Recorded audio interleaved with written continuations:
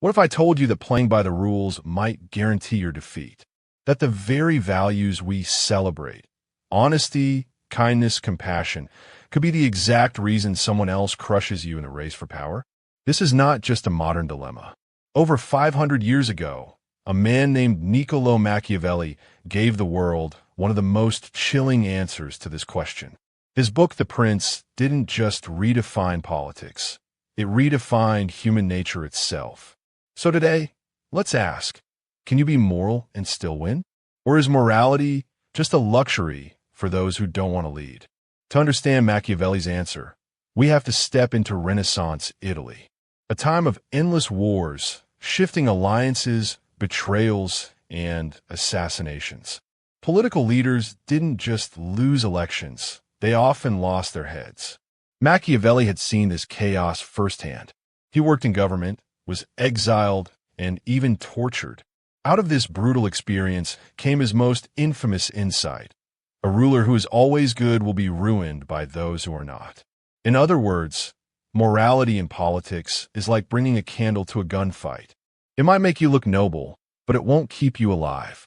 Machiavelli wasn't saying morality has no value. In fact, he believed leaders should appear moral because people love the image of virtue. Citizens want to believe their rulers are just, merciful, and trustworthy. But here's the catch. The appearance of morality matters more than morality itself. A prince should look compassionate, but not hesitate to be ruthless if survival is at stake. It's the ultimate performance, wearing the mask of goodness while keeping the dagger ready beneath your cloak. At this point, you might think, okay, but I'm not a prince. Why should this matter to me? Because Machiavelli's dilemma isn't limited to kings. It's about life itself. In your workplace, relationships, or even social media, you've probably felt this tension. Do you play fair? Or do you bend the rules to get ahead? Do you stay loyal to your principles? Or do you adapt like a chameleon to survive? Machiavelli forces us to confront a brutal truth. In a world where others are willing to cheat, the purely moral person is easy prey.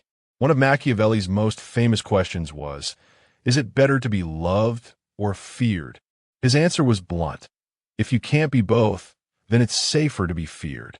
Love is fragile. People betray it when it's inconvenient. But fear? Fear is reliable. It keeps people in line when love disappears. So in his worldview, morality isn't useless. It's just not strong enough on its own. True power comes from the balance. The ability to inspire love while never being afraid to use fear. Now, let's fast forward to today. Do Machiavelli's ideas still hold weight? Look at business, politics, even personal success stories. The leaders who rise to the top often aren't the nicest. They're the ones who can play the moral game when it benefits them, and drop it when it doesn't. And yet, something in us resists this. We want to believe morality and victory can coexist. That goodness can triumph without compromise. That integrity can be strength, not weakness. But Machiavelli whispers a darker possibility. If you cling too tightly to morality, you may win admiration, but you won't win the throne. So, can you be moral and still win? Machiavelli's chilling answer is this: only if morality serves power, not the other way around. It's a lesson as uncomfortable today as it was in the 1500s. And maybe that's why we keep coming back to him. Because in his brutal honesty, he reveals not just the rules of power, but the hidden truths about human nature itself.